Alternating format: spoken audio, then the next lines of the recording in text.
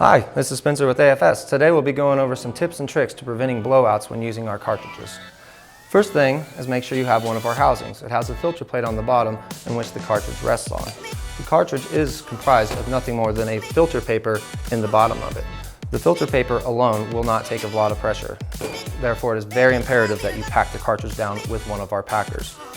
It is machined to fit our cartridge exactly, and if you don't have a rubber mallet available, just use your hand and make sure you get a good pack on that filter media.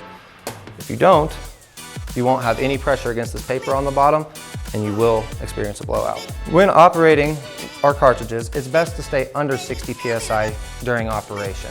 Any more than that can put too much pressure on that filter paper and push it through.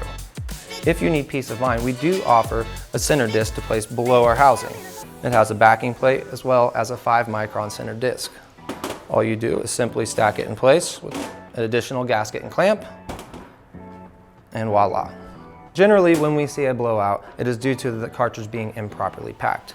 The filter paper by itself can handle no more than 30 psi when wet. Having a tight pack against the filter paper will prevent the filter from blowing out the bottom to ensure you have a good, clean, safe run. In the event you do have a blowout, there's multiple ways to remedy the situation.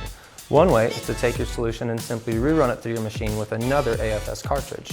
Alternatively, you can take your solution and turn it into distillate, as the distillation process will remove any CRC media that is present.